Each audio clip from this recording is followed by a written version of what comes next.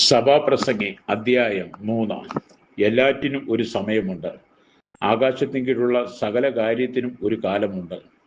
ജനിപ്പാൻ ഒരു കാലം, മരിപ്പാൻ ഒരു കാലം, നടുവാൻ ഒരു കാലം, നട്ടത് പറിപ്പാൻ ഒരു കാലം, കൊല്ലുവാൻ ഒരു കാലം, സൗഖ്യമാക്കുവാൻ ഒരു കാലം, ഇടിച്ചു കളവാൻ ഒരു കാലം, പണിവാൻ ഒരു കാലം, കരവാൻ ഒരു കാലം, ചിരിപ്പാൻ ഒരു കാലം, വിലപിപ്പാൻ ഒരു കാലം, നൃത്തം ചെയ്യുവാൻ ഒരു കാലം, കല്ലു പെറുക്കിക്കളവാൻ ഒരു കാലം, കല്ലു പെറുക്കി കൂട്ടുവാൻ ഒരു കാലം, ആലിംഗനം ചെയ്യുവാൻ ഒരു കാലം, ആലിംഗനം ചെയ്യാതിരിപ്പാൻ ഒരു കാലം, സമ്പാദിപ്പാൻ ഒരു കാലം, നഷ്ടമാവാൻ ഒരു കാലം, സൂക്ഷിച്ചു വെപ്പാൻ ഒരു കാലം, എറിഞ്ഞു കളവാൻ ഒരു കാലം, കീറുവാൻ ഒരു കാലം, തുന്നുവാൻ ഒരു കാലം, മിണ്ടാതിരിപ്പാൻ ഒരു കാലം, സംസാരിപ്പാൻ ഒരു കാലം, സ്നേഹിപ്പാൻ ഒരു കാലം, ദേഷിപ്പാൻ ഒരു കാലം, യുദ്ധത്തിന് ഒരു കാലവും സമാധാനത്തിന് ഒരു കാലവുമുണ്ട്.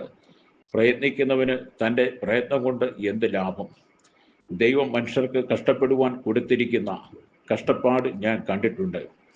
അവൻ സകലവും അതതിൻ്റെ സമയത്ത് ഭംഗിയായി ചെയ്ത് നിത്യതയും മനുഷ്യരുടെ ഹൃദയത്തിൽ വെച്ചിരിക്കുന്നു. എങ്കിലും ദൈവം ആദിയോടന്തം ചെയ്യുന്ന പ്രവൃത്തിയെ ഗ്രഹിപ്പാൻ അവർക്ക് കഴിവില്ല. ജീവപര്യന്തം സന്തോഷിക്കുന്നതും സുഖം അനുഭവിക്കുന്നതും അല്ലാതെ ഒരു നന്മയും മനുഷ്യർക്ക് ഇല്ല എന്ന് ഞാൻ അറിയുന്നു.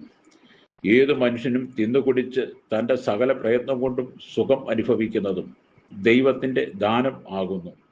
ദൈവം പ്രവർത്തിക്കുന്നതൊക്കെയും ശാശ്വതം എന്ന് ഞാൻ അറിയുന്നു. അതിനോട് ഒന്നും കൂട്ടുവാനും അതിൽ നിന്ന് ഒന്നും കുറപ്പാനും കഴിയുന്നതല്ല.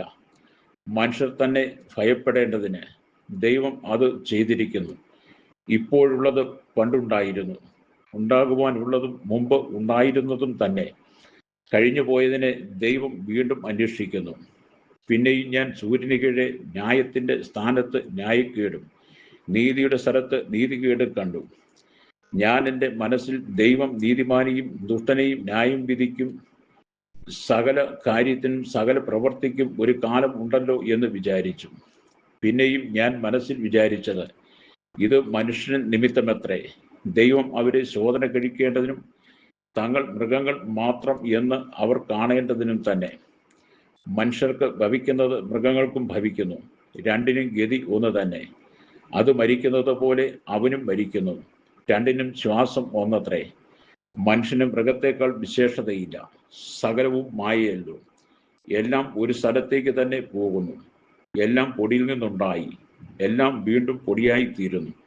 മനുഷ്യരുടെ ആത്മാവ് മേലോട്ട് പോകുന്നുവോ, മൃഗങ്ങളുടെ ആത്മാവ് കീഴോട്ട് ഭൂമിയിലേക്ക് പോകുന്നുവോ ആർക്കറിയാം? അതുകൊണ്ട് മനുഷ്യൻ തൻ്റെ പ്രവൃത്തികളിൽ സന്തോഷിക്കുന്നതല്ലാതെ മറ്റൊരു നന്മയുമില്ല എന്ന് ഞാൻ കണ്ടു. അത് തന്നെ അവൻ്റെ ഓഹരി. തൻ്റെ ശേഷം ഉണ്ടാവാനിരിക്കുന്നത് കാണുവാൻ ആർ അവനെ മടക്കി വരുത്തും?